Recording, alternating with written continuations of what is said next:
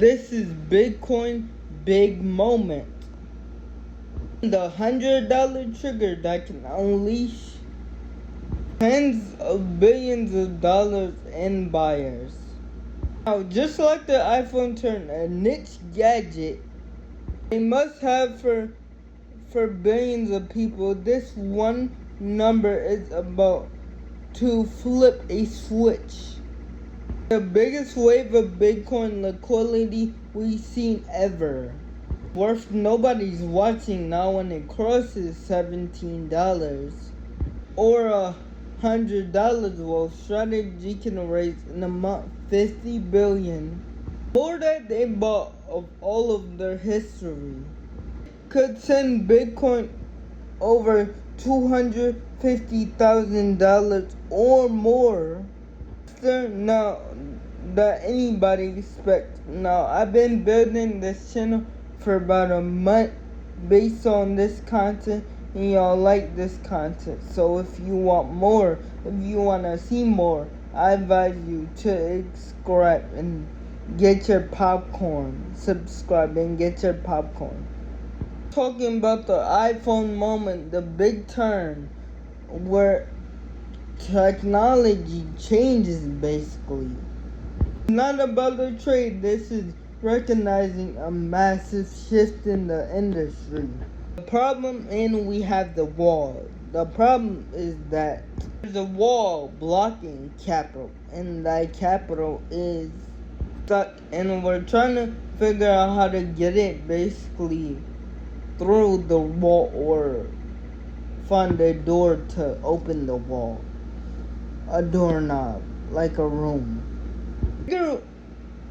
Pacific, we're looking at, there's a trigger. There's a $100 trigger. As soon as that trigger gets hit, we can expect a massive amount. Talking about $50 billion of capital can move. Now, what am I talking about exactly? We know we have BTC values or store buying values. You make your money, you spend your money, it goes into something like real estate, equity, to money market cap, things like that. Collectibles, fine arts, gold, maybe a little bit of Bitcoin, but not a lot. What we have 300 trillion in bonds, plus we have 15 trillion in equities. We're talking about 4 or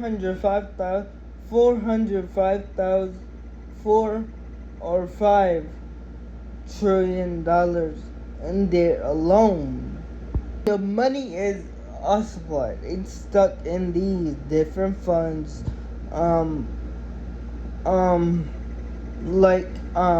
what I just talked about, and it's stuck in these, but it can't move. And mandates that have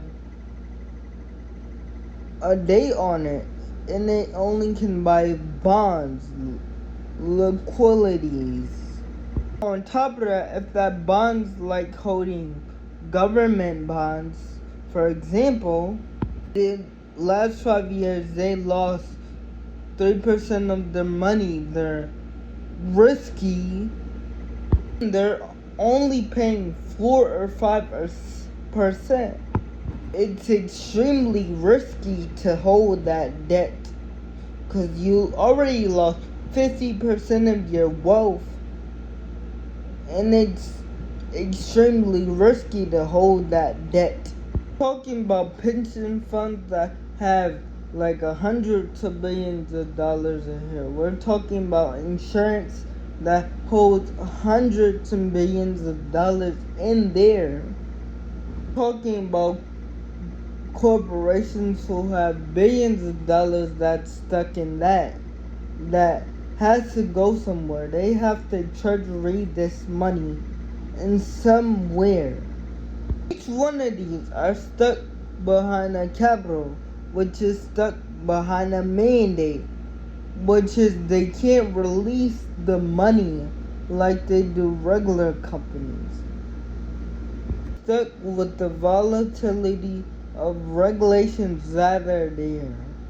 So, if we think about it, we got Bitcoin as a little money holder. It's like a little tiny money in there. But you think about the Bitcoin ETFs having this big move right now. We saw them become the best ETF holders in history, but we could think about them as like a BlackBerry type of event. It's cool back in its time, like an iPhone or electronic or a computer that came out, but the iPhone moment is here. This is controlled by Michael Saylor, people like that, big people that's behind this. And what is this called? This is actually called a flywheel. Yeah, guys, I promise I'm okay. Something went down the wrong pipe because I just got done eating a bagel and something just went down the wrong way. Only knowing like a former strategies, he's formalizing the strategy. Mike Saylor is an MIT engineer. He's financially engineering products using Bitcoin basically as a bait. He's taking Bitcoin as a commodity, as a process. So he's basically creating commodities and projects off of that. And don't worry, I'm gonna explain that too. But he made his like fourth one by now. Strike, and now Stretch, STRC. That is what he personally said out of his mouth just so the last earnings.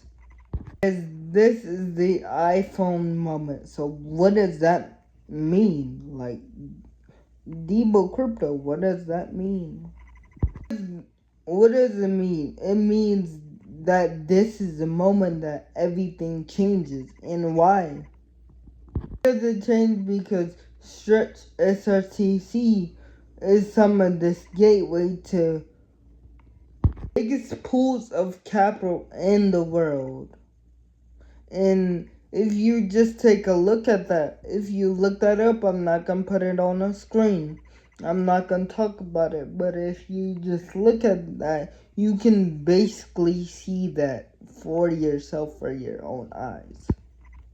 It was the largest we can see that with Stretch. If y'all looked it up, y'all can see now. It was the largest IPO in 2025. They settled raise $5 billion, and we can see from the growth is crazy.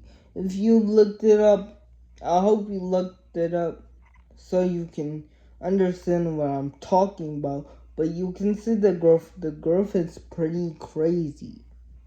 $2.5 billion with this, and this is why. This is like the iPhone moment.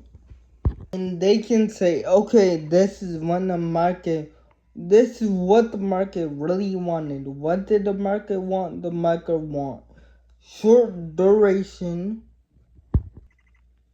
high yield credit instrument that provide stuff like cash flow. What do most people want? Cash. So they're like, in these instruments, they're looking for the higher cash flow in the market.